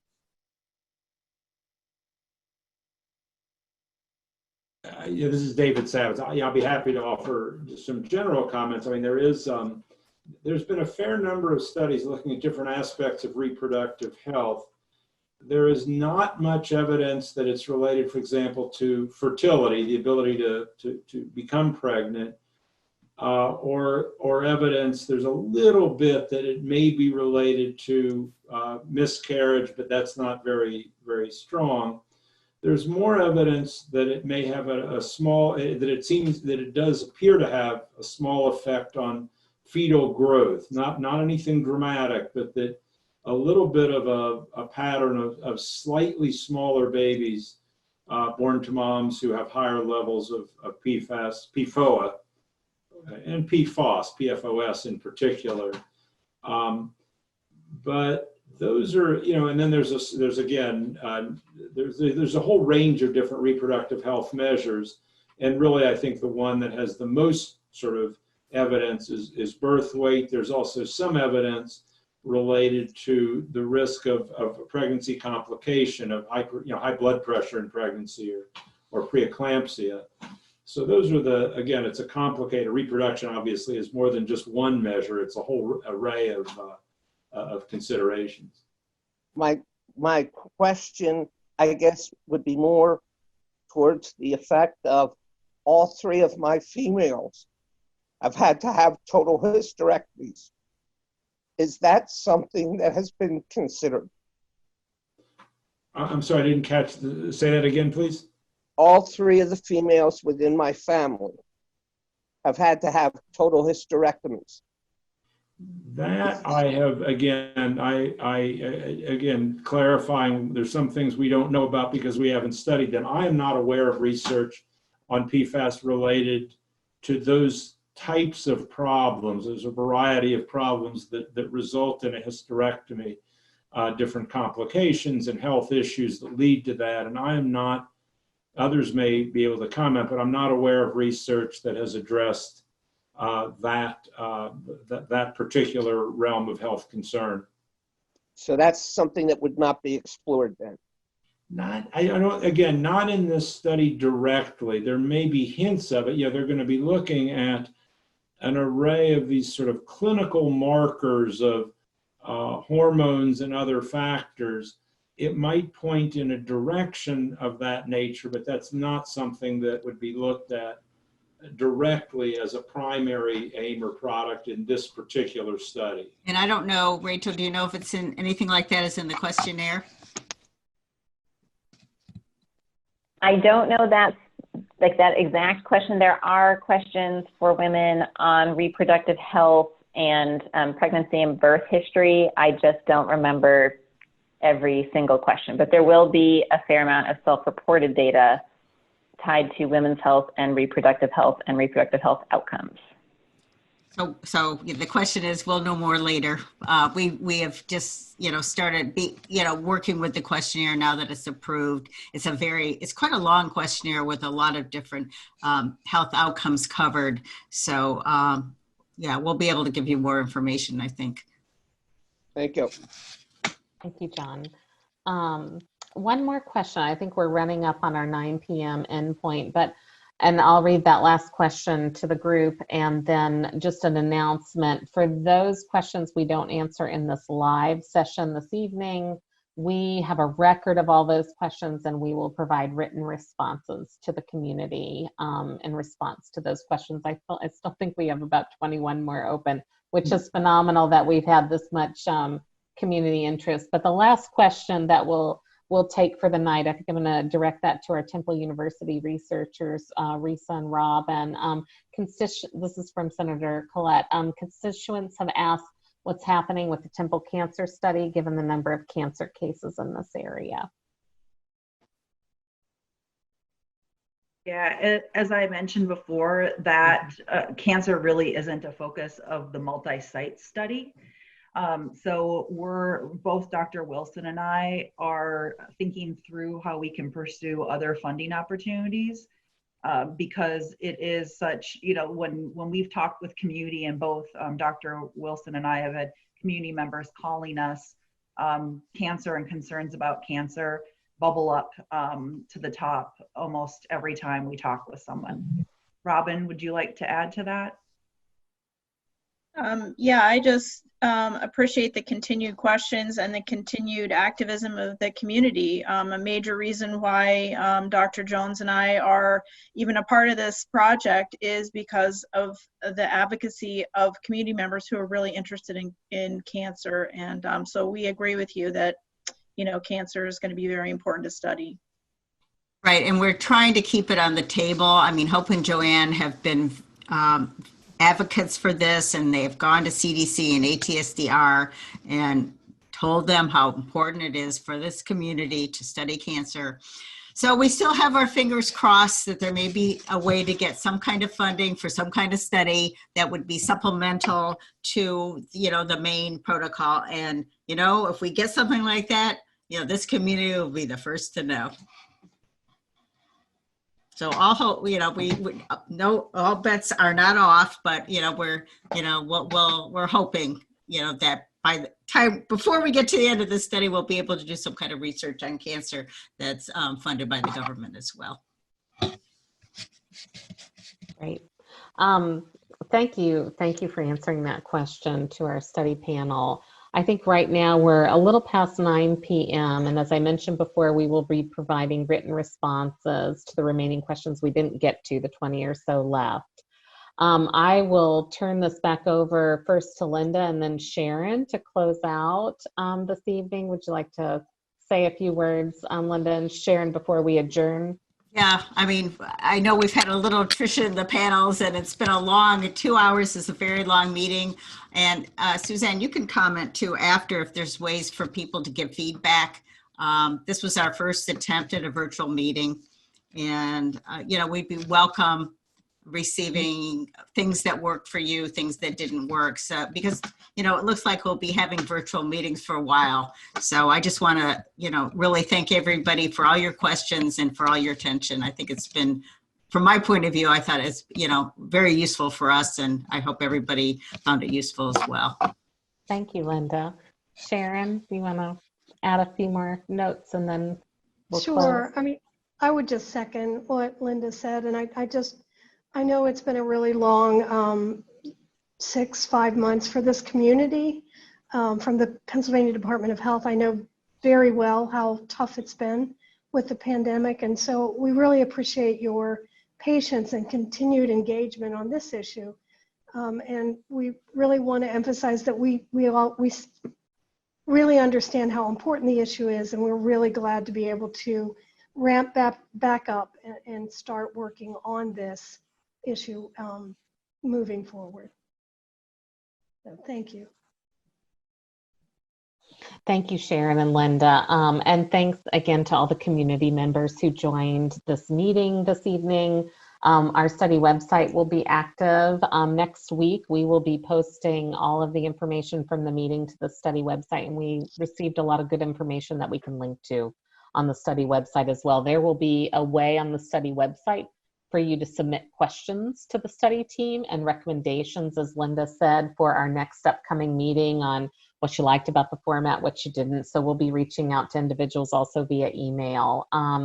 When our study website is up and active, we will send a message out to all the registrants of this meeting, making that announcement and directing you to the video recording for this meeting and the answers to the questions that we were not able to get to, the remaining 20 or so.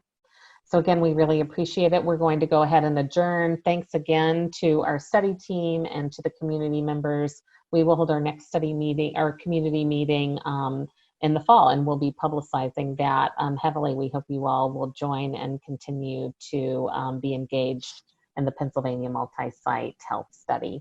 Thanks again, everyone. Take care. Thank you. Good evening. Good night.